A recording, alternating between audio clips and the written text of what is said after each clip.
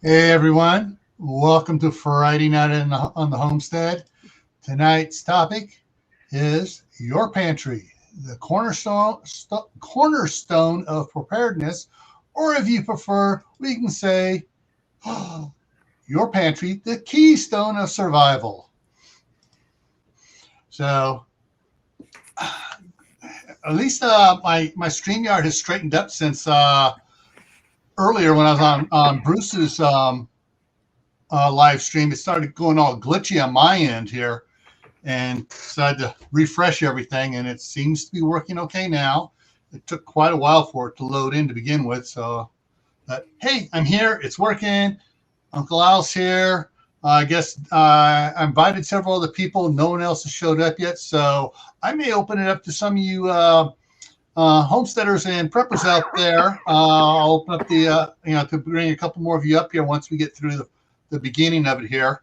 So first, let's do a little roll call here, see who all's here. First one in the house was CR, then Yosi in the Simple Kitchen, and then Brenda at Duncan 1900 Homestead, and then Teresa at Stringfield Ridge Farm. And I'm not sure if Lee's sitting there listening too, or whether he's over on the couch. And of course, then Al started talking to everybody. Everyone's talking. Ryder Dust came in. Idaho Garden Girl. And scrolling on down here, Carol, Fishes and Loaves Life came in. Mary Beth Smith.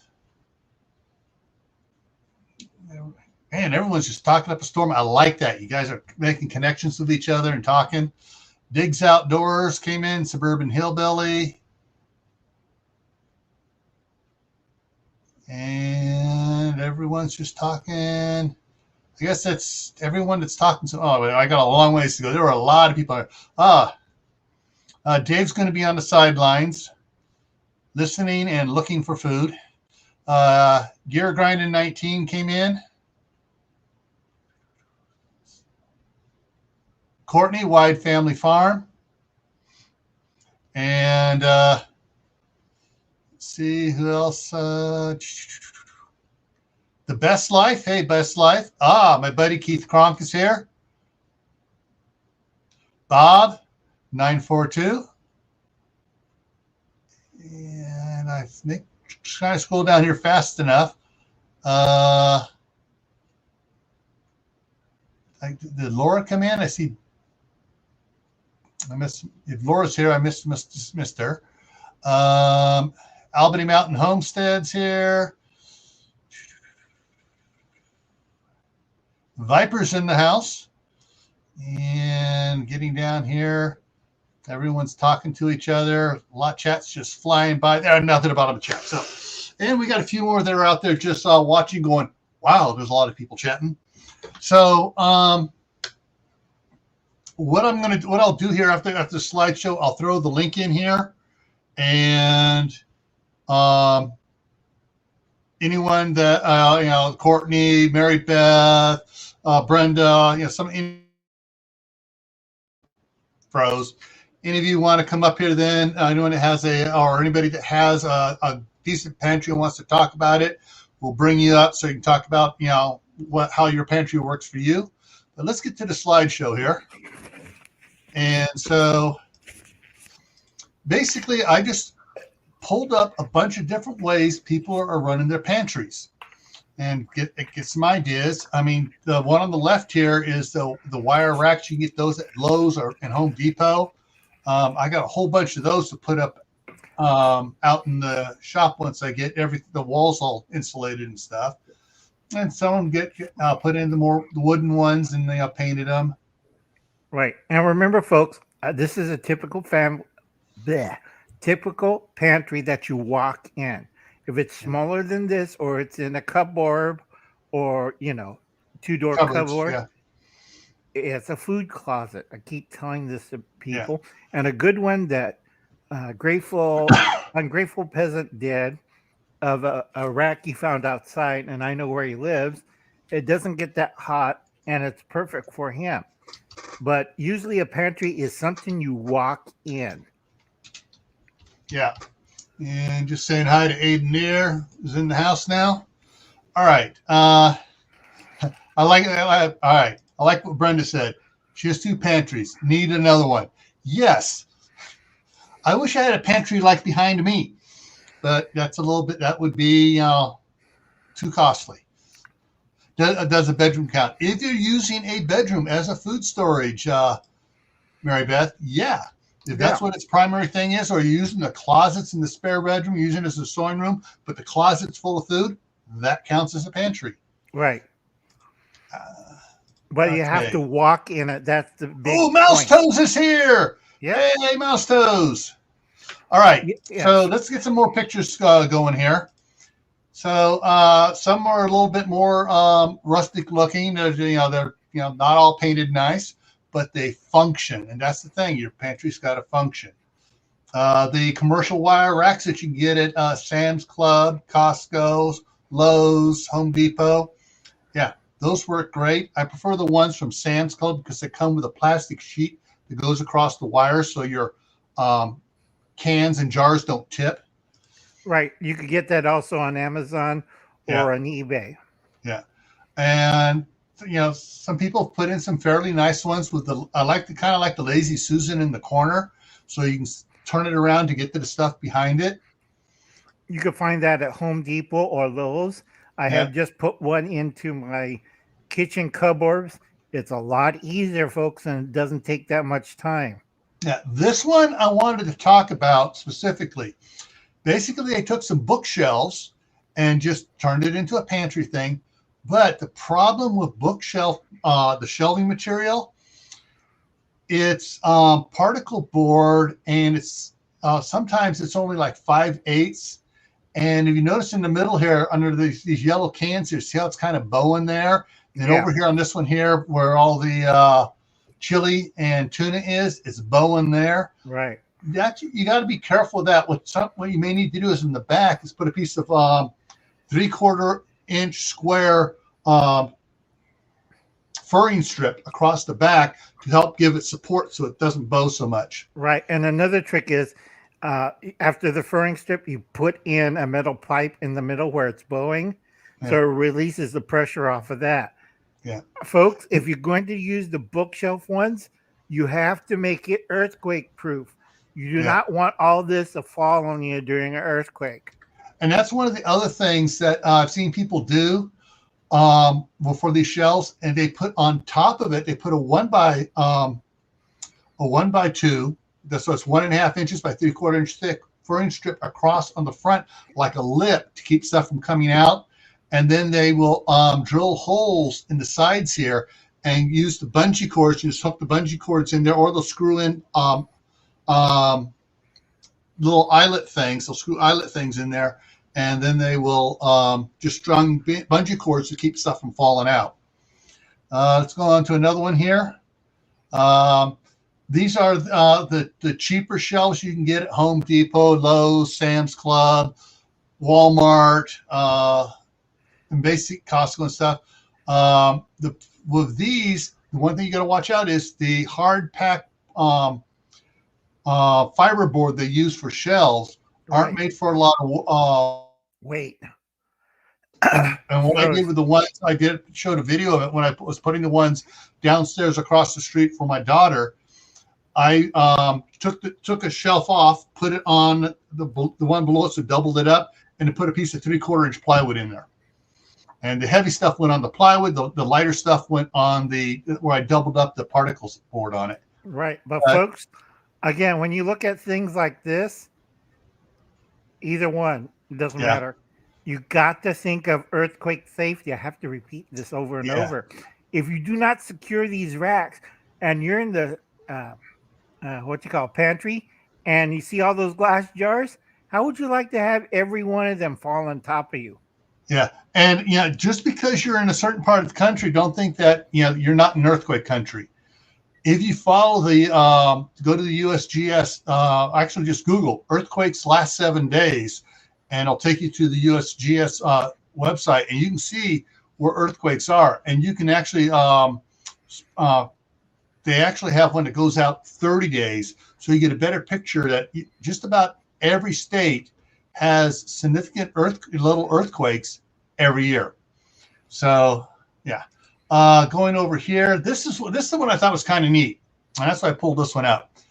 These are the little wire racks that you can get that go in for like closets and stuff to hang stuff from. They turn these little wire shelf things upside down and hook it on the back, and then lowered it down and tie wired it to the side here. And I don't know how they get on this, but basically, so it gives it a slope. So you put a can on it, the can rolls down to the front. And that way you just reach up and you put the new stuff in the back, and you're always rotating automatically by taking the older stuff first. Right. This is a neat idea, using this upside down to do that. And these shelves come in 12-inch widths and 16-inch widths as well. And let's see what else. What's the next one here? 1 foot deep shelving. They made homemade one. And they used 2x2s, it looks like, here for it. But yeah, but you notice they put the heaviest stuff on the bottom, the buckets of stuff. Use your floor space too. So right. With what's going on, I can't remember if that was concrete or was it the linoleum. Let's go back one and see. That looks like it's concrete. Don't do that with your plastic buckets, folks. I keep telling this. With liquids, with dry powder, it doesn't do the chemical transfer. Right, but still, it's a bad idea because anything else near the concrete will get to it. I had a thing. Go on, yeah. These little critters might get into it. Yeah, but if you make sure you have lids that actually seal and have good seals on them. Yeah, you don't want to open like who was it? Hubble's cat used cardboard and opened it up and Mouse Hotel. Yeah. Okay. Well, these are the cheaper plastic shelves. They're preset length, so you can't adjust the height on them. The tubes are all the same size. But one of the things that I don't know if you can notice, right on this shelf, right to the left of the tea and thyme, you notice with all that heavy soup, that one's starting to bow. Yep. And the plastic ones will bow, but they have a little trough thing in them where you can actually put glue in some wood, or put some wood in there, put some screws inside, and that'll help reinforce it. But yeah, so these are actually like a third the cost of the metal ones. So if you're on a budget, that's the way to go. And you notice on the very top, what do they put on the top? Paper goods. Now, that's not going to hurt you if it falls. All right, so let me go ahead and pull back out of this. Debbie got a good saying, because some of these Chinese plastic shelves do collapse because they're made in China and they're crap. Yeah, if you overload them, yeah, they will. The one thing you can do with them, if you if you want to get some like 1/2-inch plywood, cut it and put it on there, and that'll give the extra strength to it as well. But yeah, I had the ones I was using that were plastic, that I was using for my garden stuff, with all the little pots and stuff of dirt for my seedlings. So I was using the froze again. I was using the big 6-inch pots, tall pots, and it was starting to sag just with those on it. All right. Bob brings up a good point. Learn welding and make your own. Okay, I got to go back. Hang on, I got to go back. Albany Mountain Homestead. Where is it? Got to go back to it. Okay. I think it's 7-something. Okay. Here we go. I'm in isolation. Came down with something seems like bronchitis. Waiting for the test. I'll be listening tonight. All right, everyone, keep Albany Mountain Homestead in your prayers. We don't want them to catch the red dragon. Or the other thing. Yeah. Ryder Desk says they have industrial strength shelving. Getting started in Homestead just came in. Yeah. Okay. Good source. Another good source for something with shelves that automotive parts departments use. Yes. Right. And sometimes I actually picked up some stuff from a small, like a Dollar Tree thing, but it wasn't Dollar Tree that was going out of business, and they were just selling off and getting rid of all the shelves they had in the store because they didn't have another store to take it to, and they were just selling them dirt cheap. And I got several of those, both wire rack and the ones with the, like in the grocery stores, you can move the shelves up and down on. Right. The sad part is I know what they're talking about, automobile shelving, because I had a row of that, and guess what happened during the wildfire? I lost $2,000 worth of those heavy-duty shelving. I was mad as hell. Tim Fergal's in the house. Hey, Tim. Hey, Tim. We have 34 people watching. Cool. All right. So what I'm going to do now, let me put this other one up here on the side here. When you're doing your, let's see, let me get, so I can get that away here, find anything else. Just checking it. I'm checking back, catching up here. Okay, our cabin in the woods. Hey, says sure to keep the buckets on concrete. Buckets, if it's no liquids in them, there's not gonna. If it's a plastic container sitting on concrete with water in it, it will draw chemicals through the plastic into the water over time. If you have dry stuff like wheat, rice, whatever, it's not going to draw anything to it. But you got to make sure that the lid though is an airtight lid. Right. Or you get these guys in it. Yeah, you could get critters crawling up into it if it's not a good seal on it. The reason why on liquids, because it's a positive versus negative charge. With solids, it's a negative versus negative, so you don't get a charge with that. Yeah. All right. And if I missed anybody else that came in here on the side, I'm sorry. Hi. All right. I think it was Hickory Craft. Hickory Craft Farm is here. Hey. And I'm not sure if I said hi to Getting Started on Homesteading. Yep. Okay. All right. Now, what I'm going to do here for anyone that has a decent size pantry and has the webcam and is willing to come up here, there's the link. Bring up some of my favorites up here. Yeah, come on up here. Did we cover the spreadsheets? No, I was about ready to do that while I put that in there. So let me go over here to the other one. Now, one of the things you have to do, especially the larger your pantry is, you got to track what you have.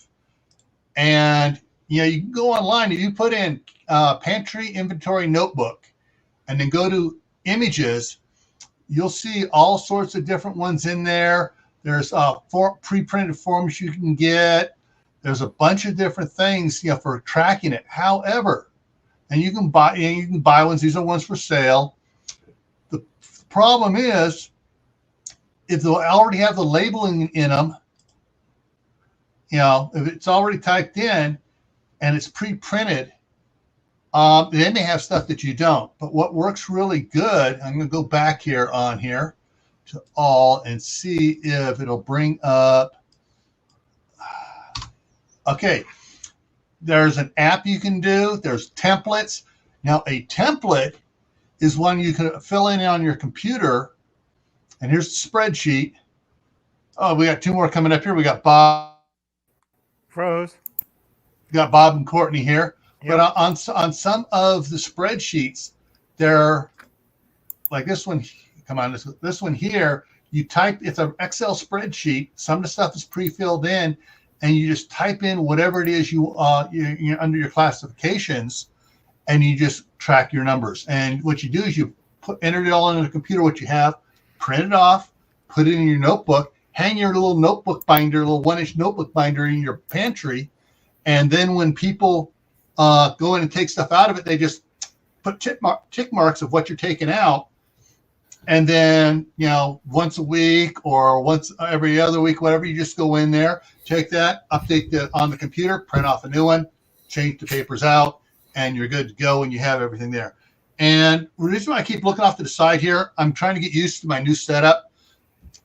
what I have here now, I'm going to show you guys here. So I have 2 big monitors. And so I have my camera sitting right here, but I'm in the habit of looking over at the big screen and everybody else. So that's why I'm looking off to the side sometimes. So let's put this back over here. Because that way the camera is right in front of me if I'm facing forward, but I'm always looking off to the side here. So yeah, so whatever works best for you, but the important thing is track what you have in your pantry. Now, one of the other things, what was that? I need one of those spreadsheet things. That's what I need to like keep track of stuff because yeah, this one here that I got up here big here is that Prepared Housewives.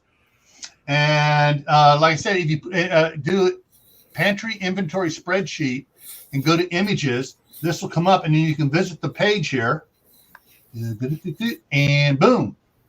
That's for free. You can download for free. Nice. Okay. So actually what I'm going to do, it says not secured, but what I'm going to do here is I'm going to go ahead and Control-C, throw that link in there. Hey, the Kraken's in the house. Woohoo! Hedgehog's Homestead is here. Bruce Backwoods Law came over. Hooga, hooga. Oh. I couldn't help myself. Hi, CB. Hooga Homestead, a.k.a. CB. All righty. So there's that there. So everyone, there's your stuff there. So I'm going to go ahead and bring us back to here. One of the things that we did at the California house, when I bought the house, 87, the people I bought it from had converted the garage into a little boutique. The wife made things and sold things out of it. Well, on the wall at the back of what was the garage was a door going out into a enclosed patio that they had built on with a solid roof and everything else on it. It had big old windows all the way around. So I went and pulled a permit and put a bathroom off there. And so I could rent out that the converted garage because it had its own entrance out the front. It had an entrance into the kitchen. I did a little share rental. They rented the room. They had kitchen privileges, had a private bath. Well, a few years later, we remodeled again since we already had the permit for the bathroom.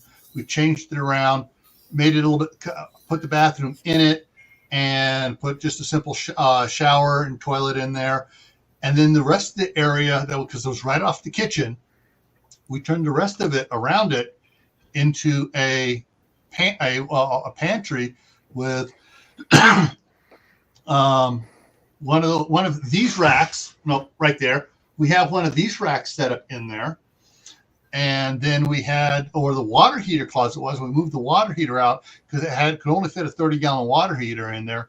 And with two boys that like to take hour-long showers, we put a 75-gallon hot water heater in, and turned the water heater closet into a pantry, cabinet.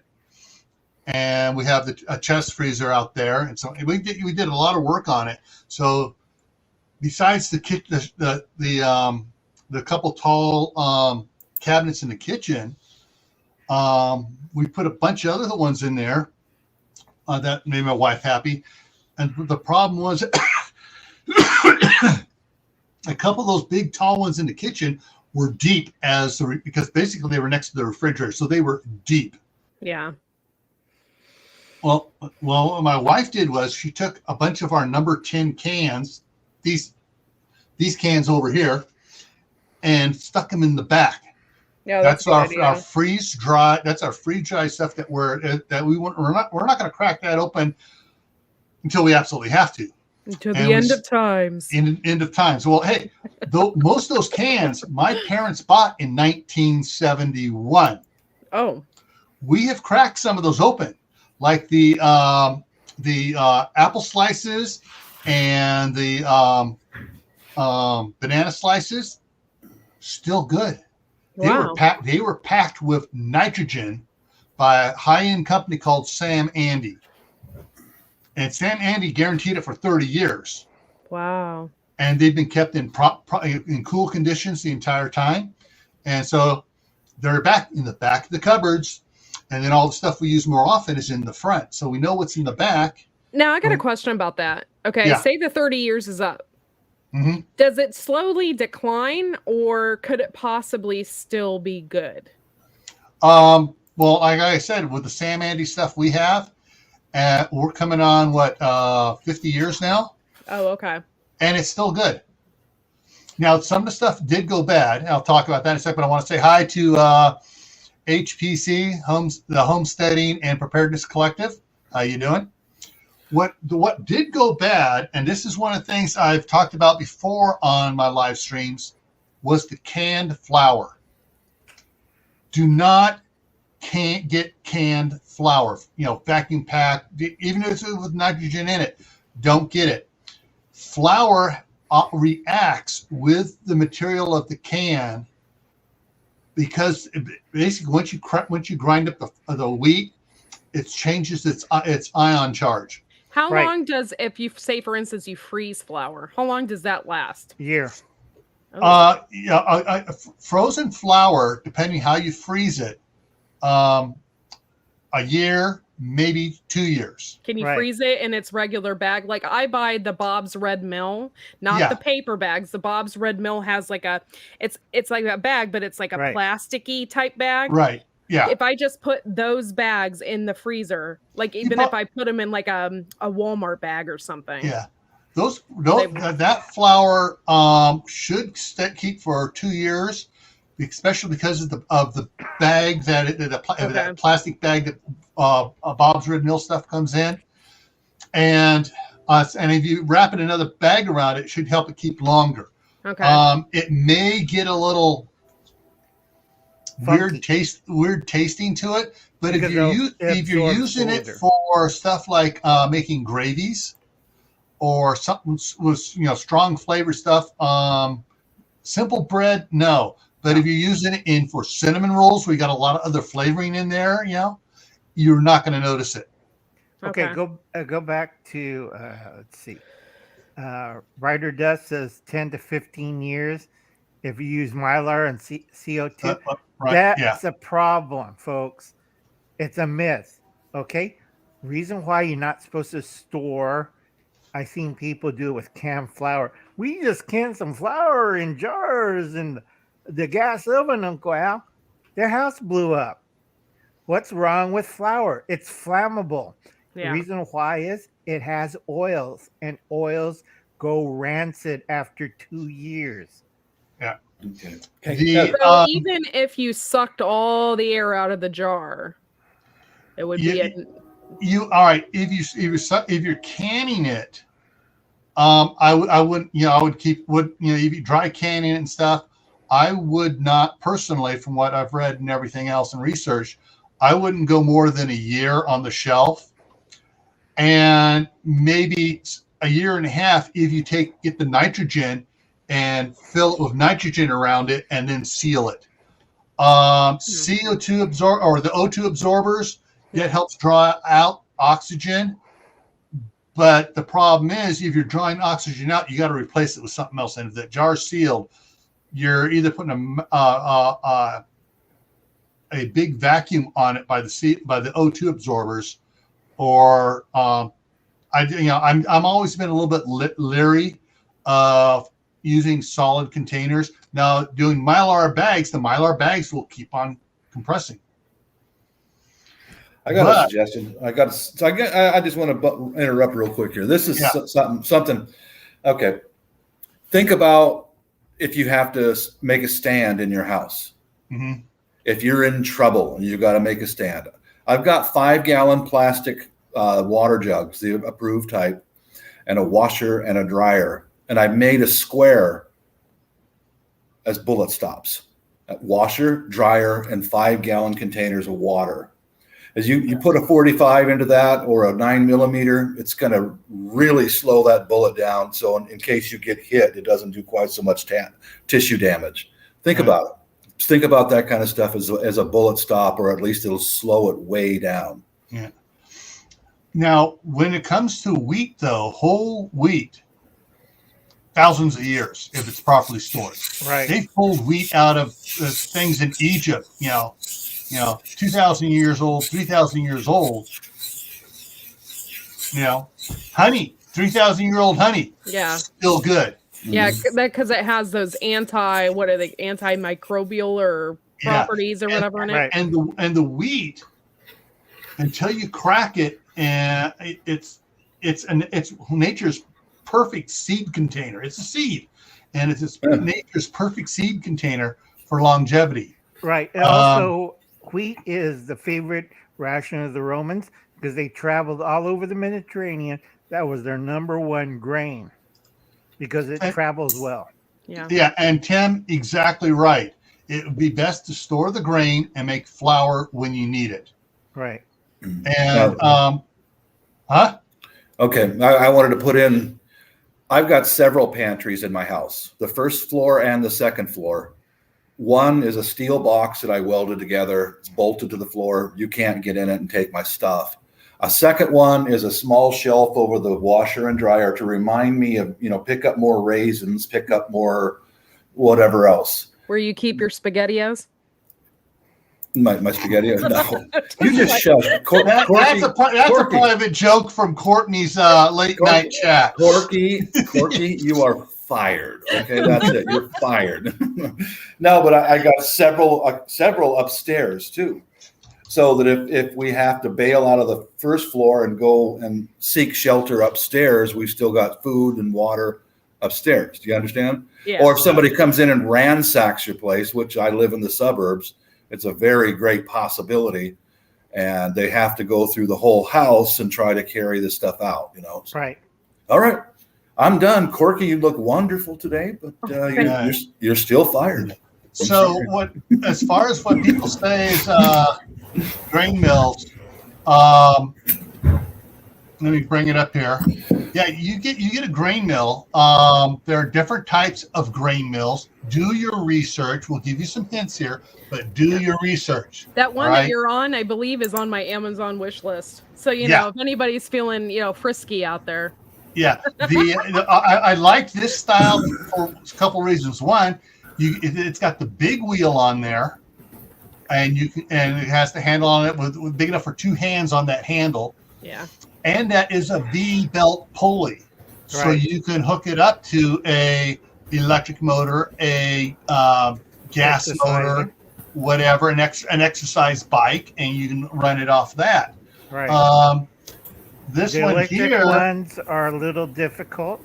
Yeah, but some of the smaller. This one down here at the bottom down here. I mean, I'm on here down here. This one here a little bit harder because it's not. It's just that the handle's not as long out, but the grinding surface is smaller, so it might be able to handle a little bit more on it. Right. But you have to be careful, folks. When you use the smaller grinders, you have to check the burrs or the wheels. Because if you get the wrong kind of grinder, that wheel or burr, the little stones, will wear out faster. Yeah, where my little cursor is moving, you can see the bottom of the burrs. The high dollar metal burrs are better than the stone ones, but the stone ones are a lot cheaper. You just gotta keep an eye on the distancing so you don't wind up grinding stone against stone and making sand. Great job, Purple Bear. That's exactly what I would think too. As she said, I would hook it up to a bike. It's great exercise to grind. Yeah. Yeah. If you have little kids, or you could do it yourself. Yeah. Here, wife, pedal. But anyway, folks. All right. I disavow what he just said. Ladies, I disavow that. I would say teenagers. Yeah. All right. Now, one other things I want to point out, there are some, you notice the prices here on some of these.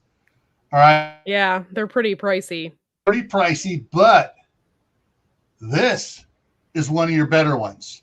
Yeah, but isn't that electric powered? So it is electric power. However, if you get one of the good ones, even I have an electric one that on the back of the motor, the shaft comes out and it's squared off, and I got a handle to put on there to do it by hand or to put on a Lovejoy coupling with a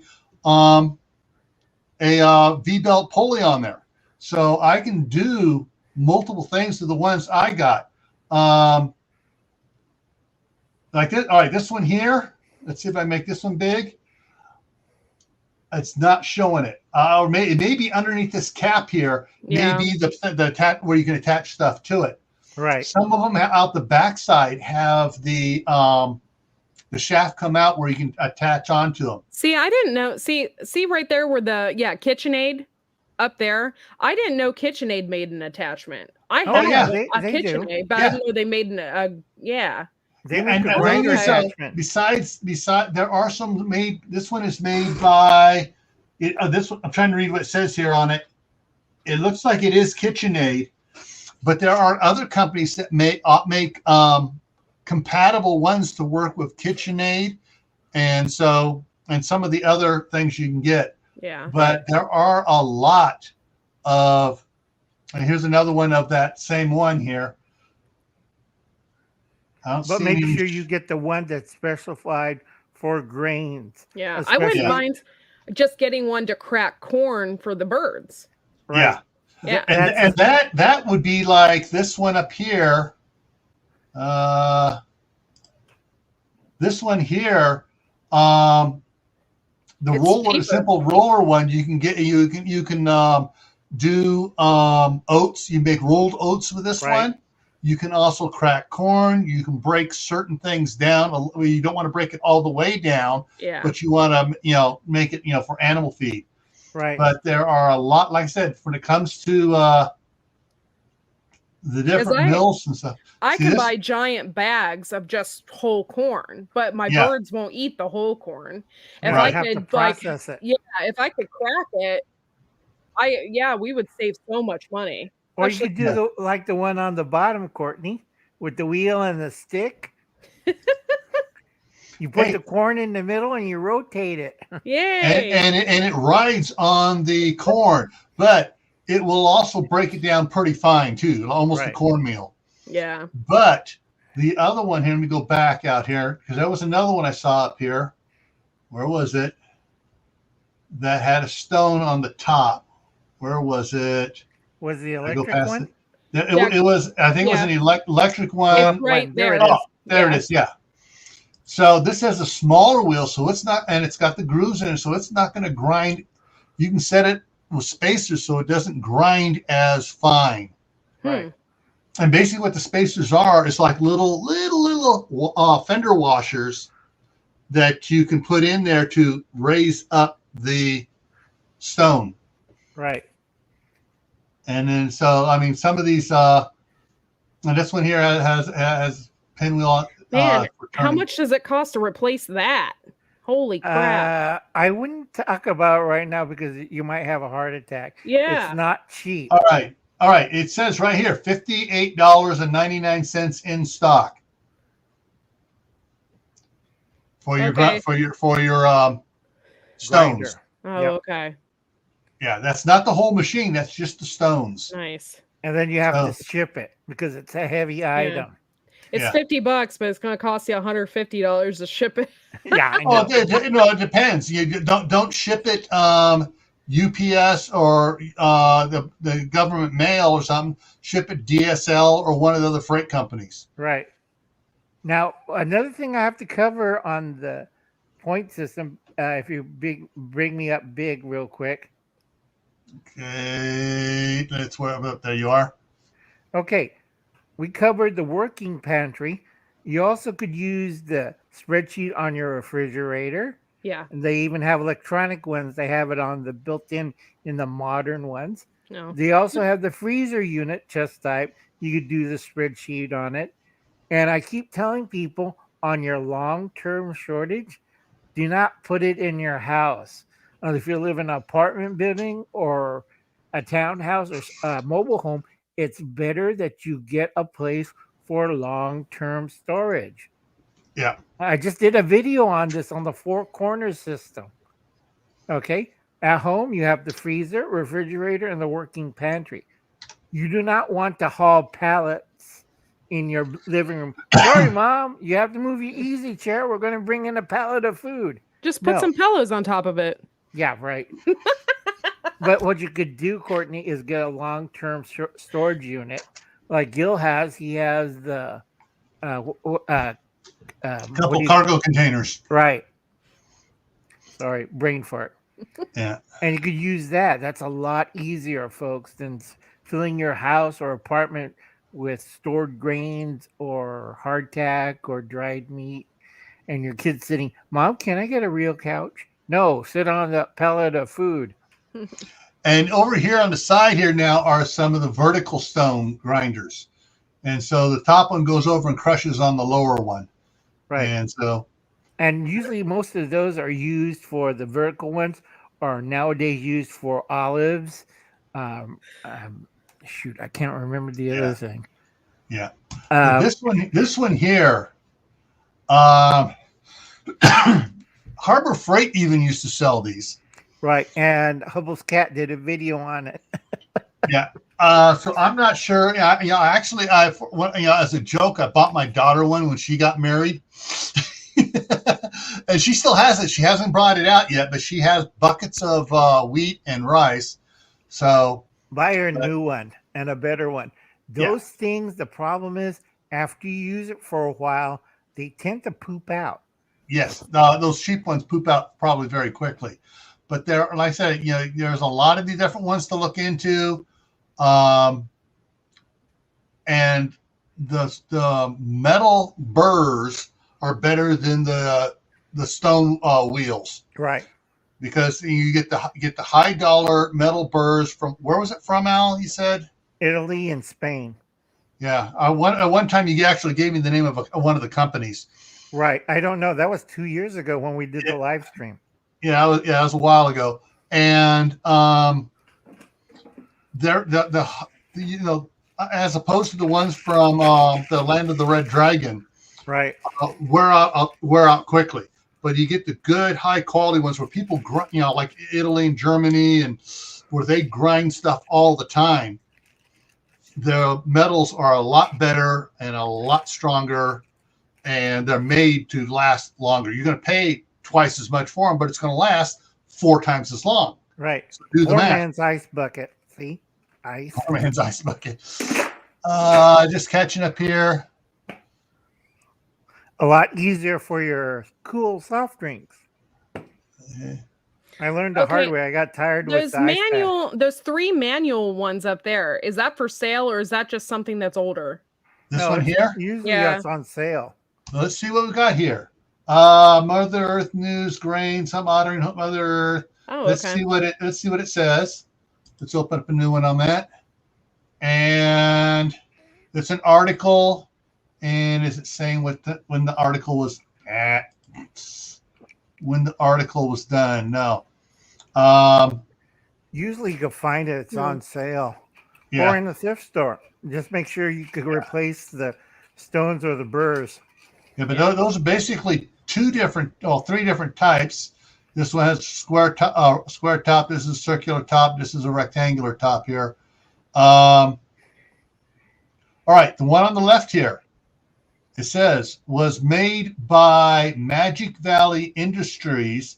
The other 2 by C.S. Bell Company. All right, so you guys can Google those. Now, remember, folks, they might not be in business because some of these things are over 100 years old. Well, this is Mother Earth News. I think this is supposed to be ones that were at the time of this article was done, were still in production, but I can't find a date on this, and this one could be 30 years old. Yeah. Right. So, but you're getting back to the more general in your pantry. One of them, excuse me, one of the most important things to remember, your pantry needs to be just like the grocery store. Yeah. First item in is the first item out. So you're always putting the new stuff at the back and pulling from the front. Froze again. Yeah, I spotted that. So there's and also for your pantry. Don't want to offend anybody on this one, and I may offend somebody. I'm not meant to offend. This is meant to enlighten. Don't store stuff you don't eat. True. Don't buy crap that's on sale because it's on sale. The preppers mantra: store what you eat what you store. If you ain't gonna eat it, don't store it. And Dave just threw up a link there for the Oster Regency Kitchen Center. Okay.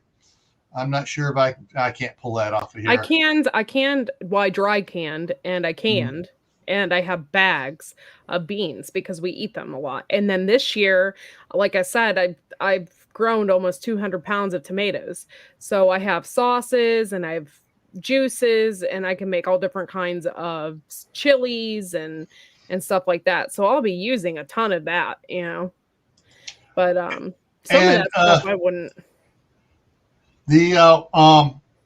What Suburban Hillbilly said, I'm going to see if I can bring it up here. Not just normal can openers either. You want a number 10 can.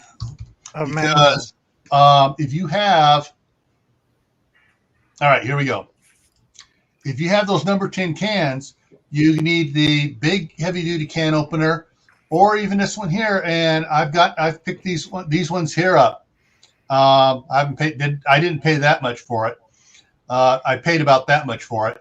But when you're opening up the big cans, your little ones from your local store are not going to cut it.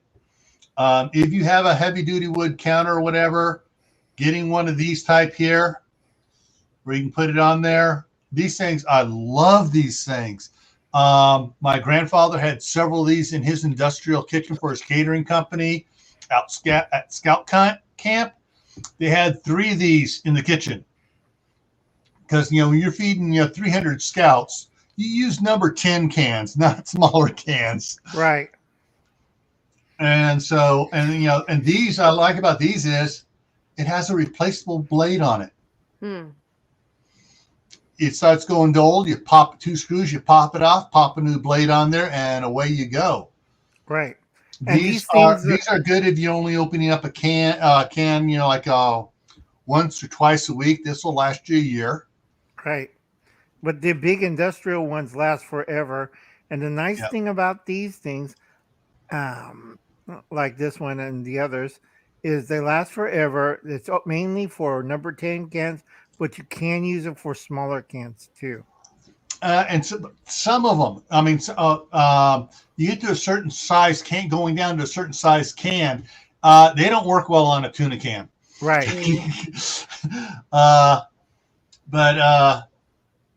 Yeah. And the thing is, these side cutters do not work on number 10 cans. No. We've broken 3 of them trying to use it on a number 10 can, at different times.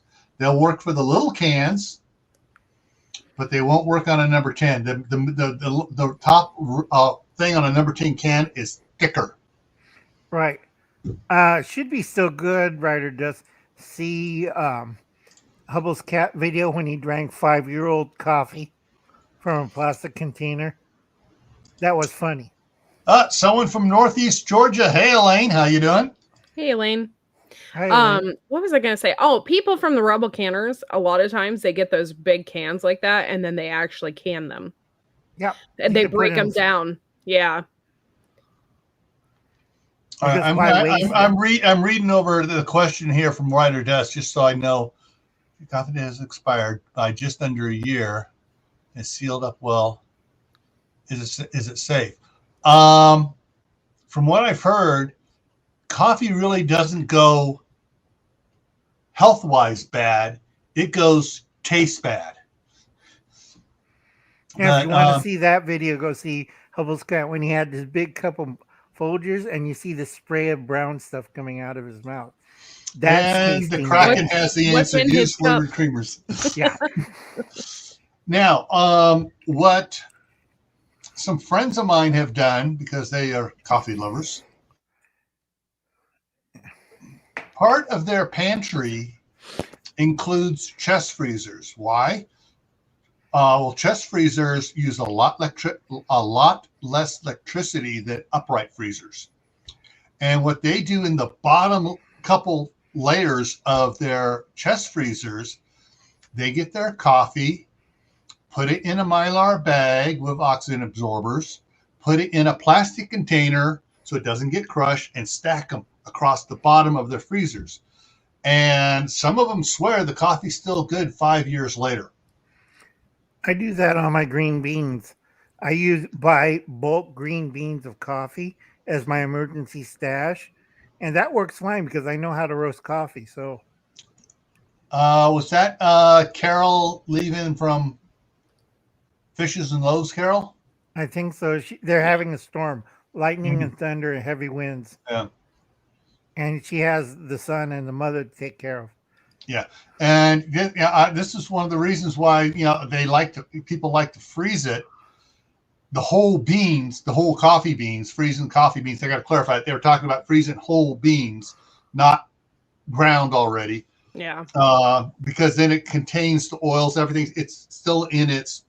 There's something about being in its natural form when you harvest it, whether the grain or the coffee or the cocoa beans, that makes it last longer. But once you crack it and grind it, it cuts its lifetime down. I'll be doing a giant experiment this winter. I'm going to actually grow my own coffee. So you're in Ohio. Good luck. You better have a really warm greenhouse. Well, I got my basement and a ton of grow lights. So we could see the mushroom experiment succeed. But it's like I tell people, only 2 places in the U.S. that you can grow coffee.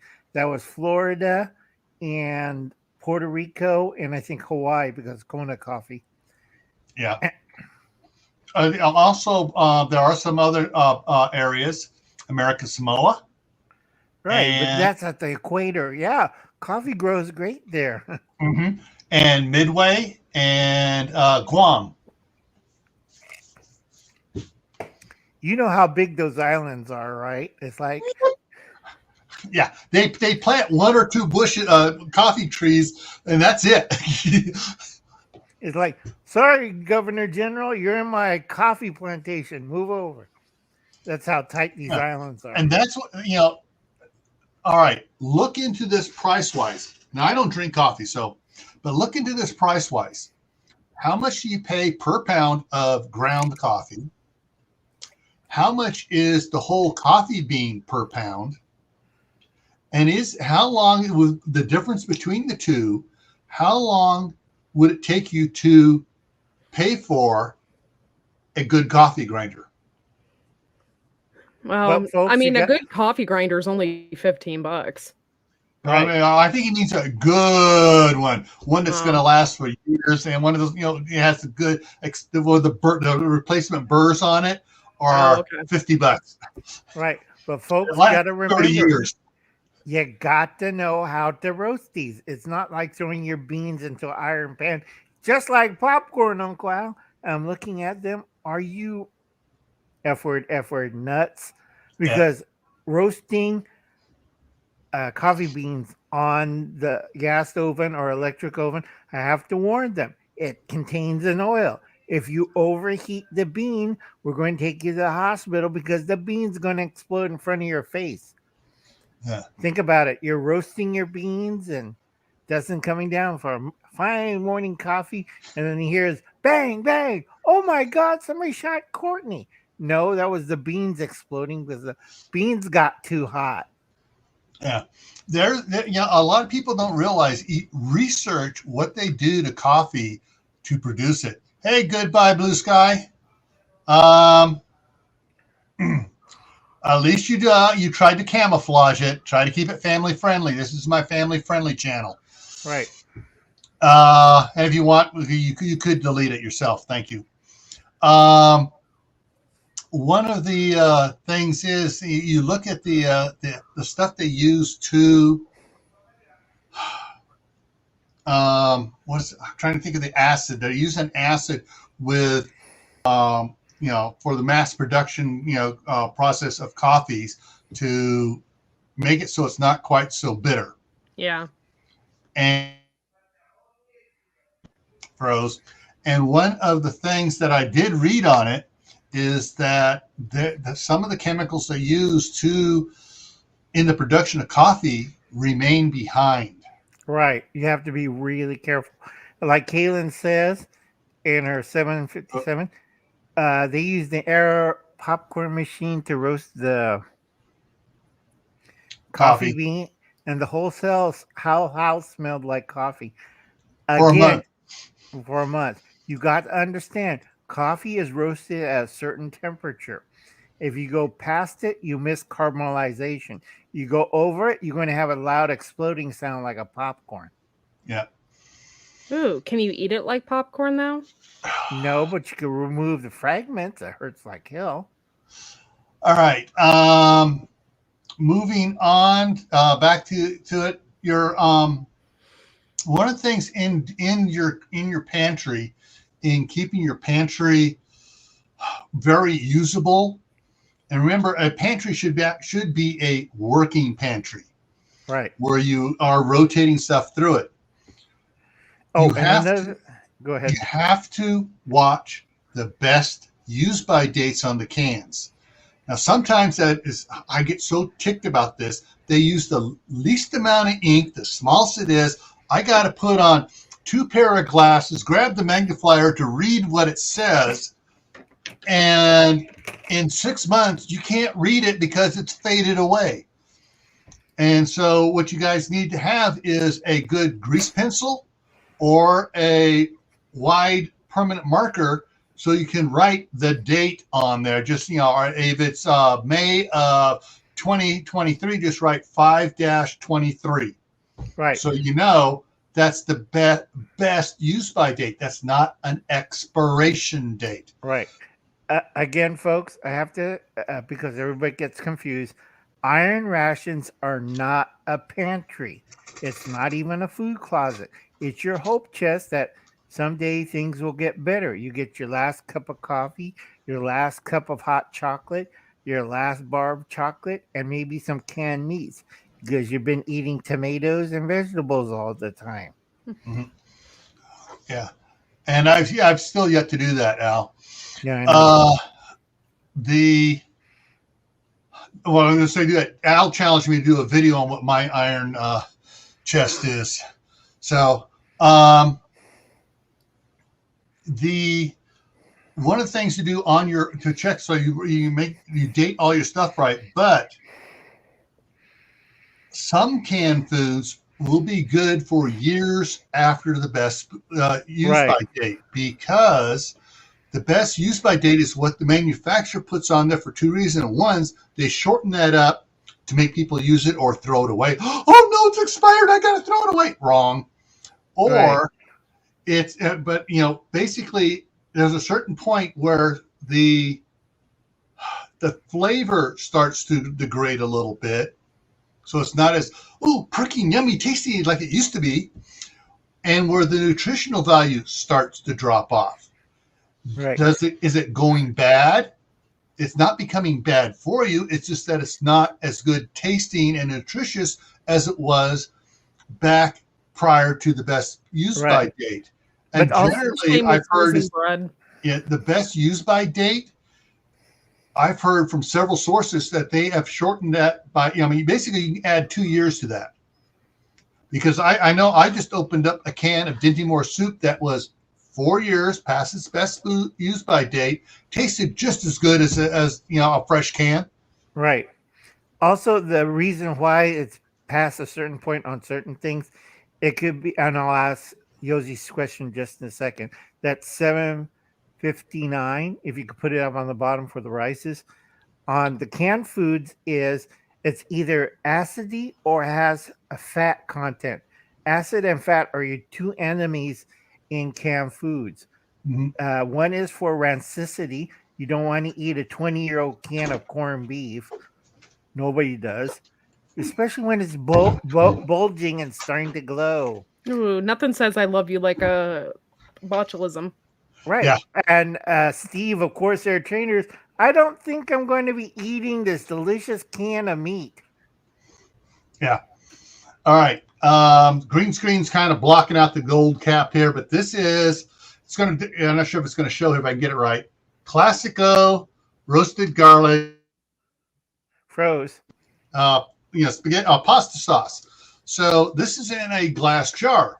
This is going to last 3 times as long as the Del Monte cans, simply because the can, jar versus can. This is not going to deteriorate in any way from the acid of the tomatoes, whereas the can will. Right. And sometimes stuff done in the jars here will last. All right, let's see if I can find it on here real quick here. Right, but you don't want to go past like Hubble's cat did. I bought these peaches in year 2000. I don't think nobody wants to eat that. And when you try to put it down the garbage disposal, it jammed the garbage disposal. Yeah. Trying to find it. It was really hard to find. Trying to find where it is now. I think I still have 2 years to go on these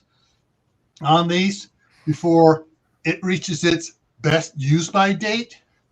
But hey, I got 24 of them over there. I think I'll use those up in 2 years. Right. Especially when the grandkids start coming over for spaghetti. Yeah. But folks, like I said, you have to keep a track of it. You have to have spreadsheets. You have to mark it correctly.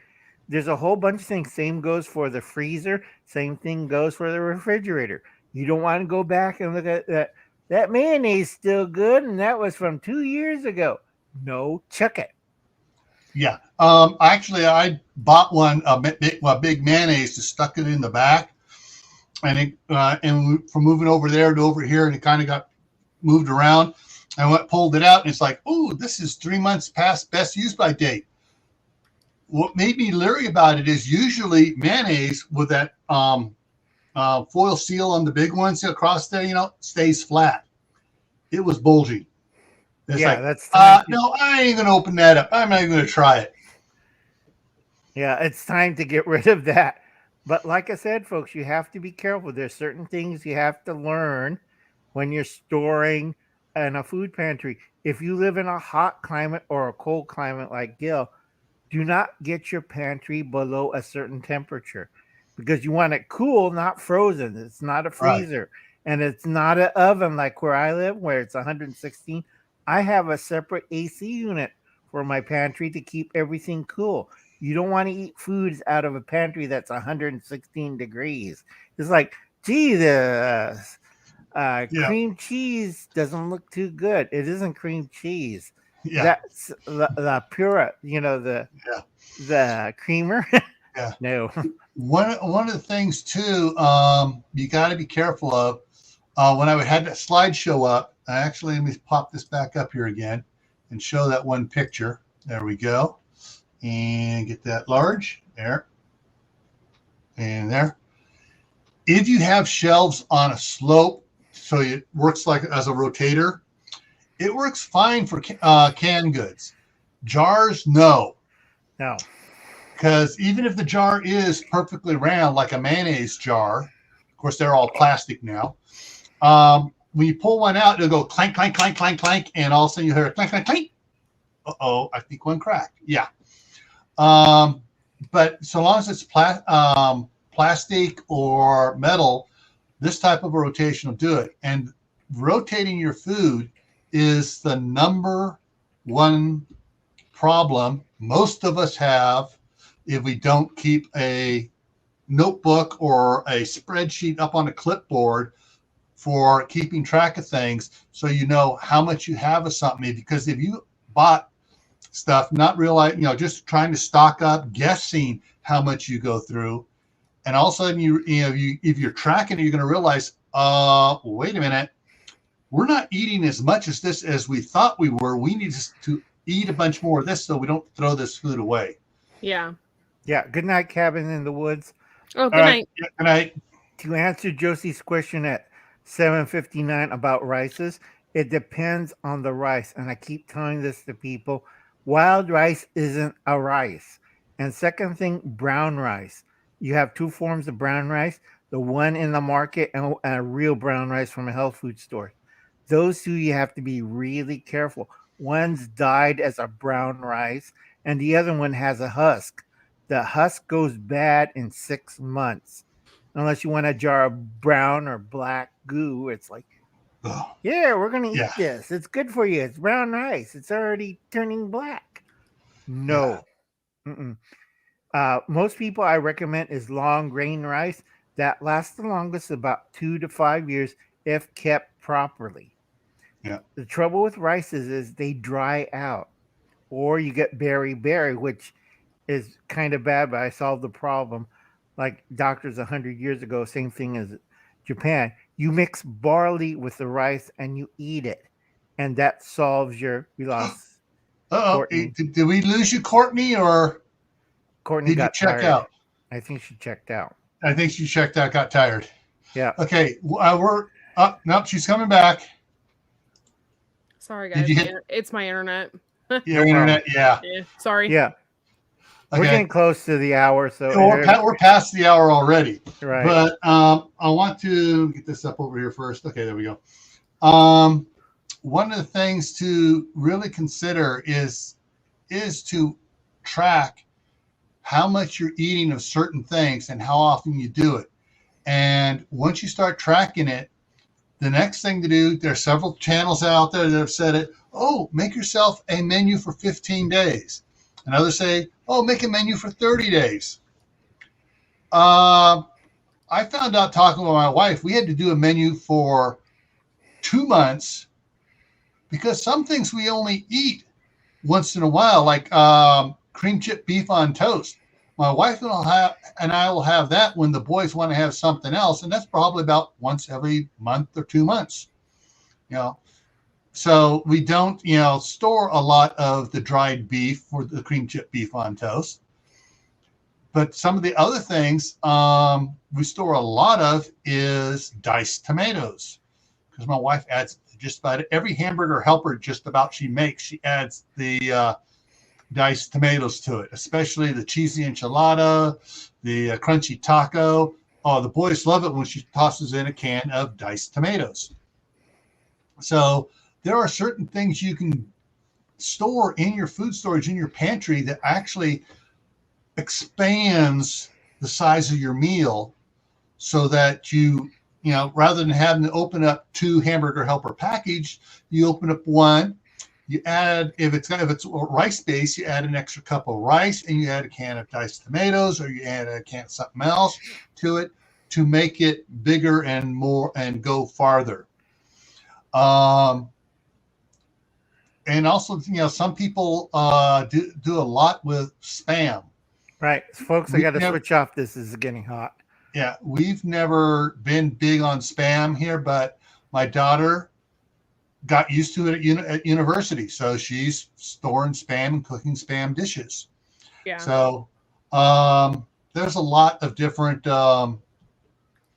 things you can do. You can get, and you can actually be inventive. Look at what other people are cooking up, and you can expand on things that you normally have.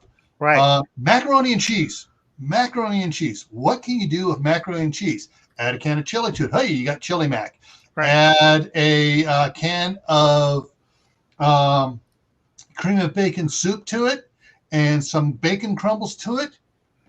There you go. Or you just add and a pound of hamburger to it. You got a casserole right there. You can add chicken to it. You can add, ground pork to it. There's a lot of things you can add to it. And now this lowly thing of macaroni and cheese has become all these different casseroles, tuna noodle casserole.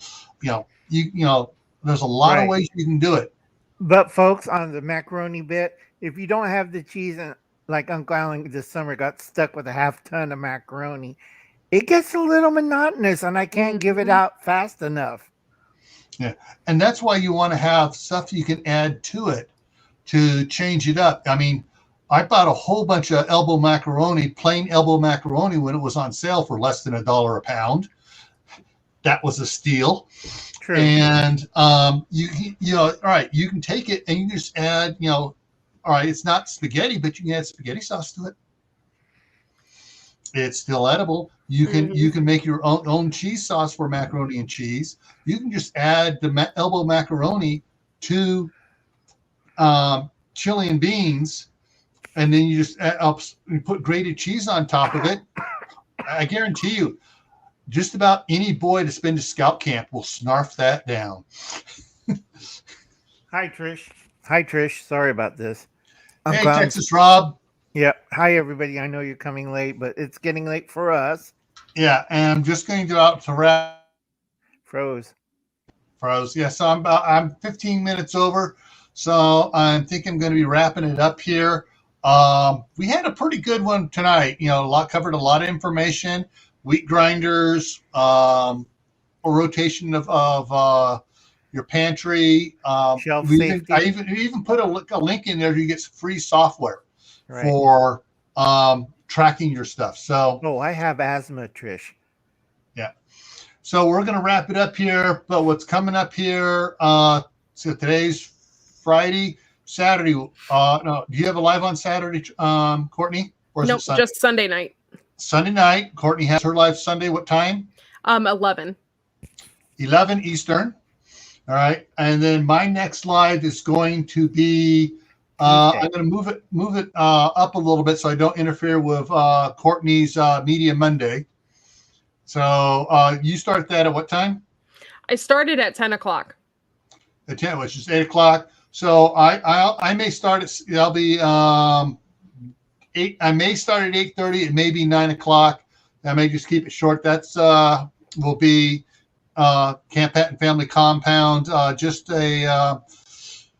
Start the weekend off on a light note, friendliness, camaraderie, talk about things going on and just try to, support one another. Tuesday night on Tactical Tuesday, on Gray Man Prepping is going to be what's your EDC? What's your everyday carry? And no, I'm not talking about, no, we're talking about normal stuff you carry to get the job done. Right. Whether it's a simple box cutter, if it's a multi-tool, multi-tool. Yeah, whatever it is you carry, we're going to talk about why, the what and whys of having different things, and some of the restrictions for going into certain buildings, right, where you can't carry it anymore. Right. A big reason why we're doing this is, can you survive with the stuff in your pockets? I've been pounding this message. I keep telling people, go watch La Brea on Tuesday night at 9 o'clock. See all these people, they have this, but they're stuck where they have giant wolves, saber-toothed tigers, and monsters, and they're like rummaging through. Can we survive? Hey, Debbie Point, first time tonight. Glad you're here. So yeah, so my other channel is Gray Man Prepping, and that's why I kind of use that right now, because this is kind of a prepping thing too. So when I'm on the Camppatton Family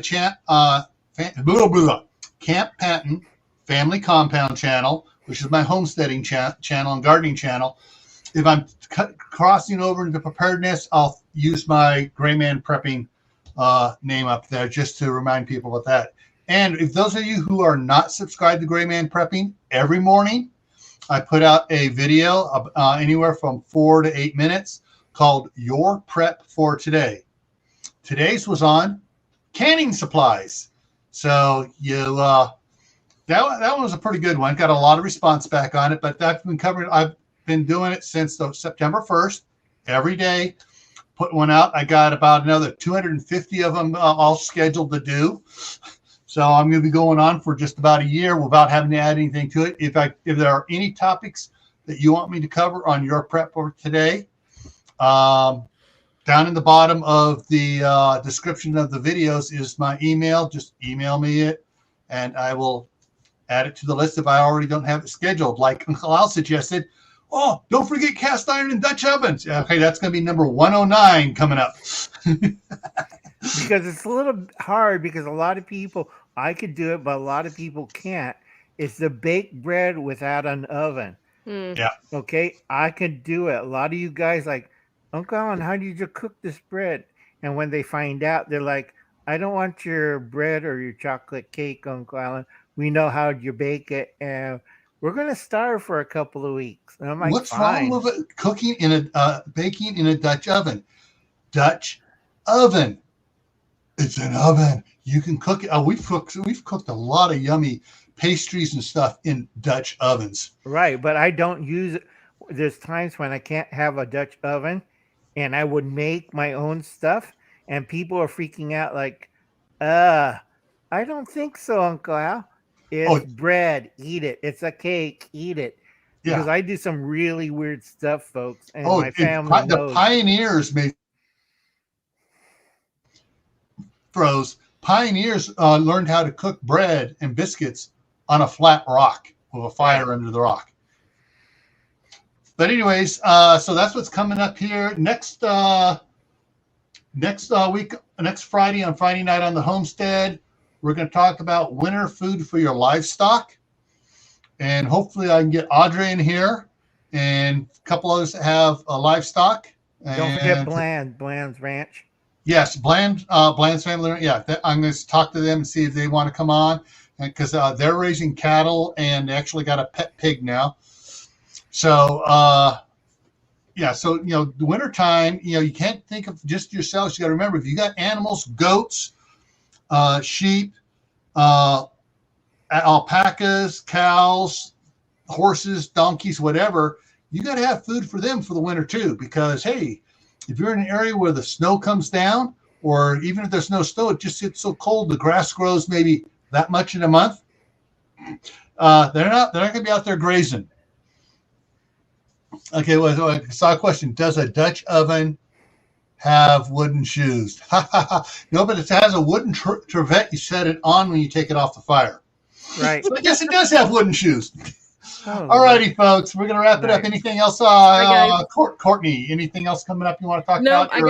No, I got a new schedule coming out for the month of November. I got a ton of people on my interview list for Wednesday nights at 9:30.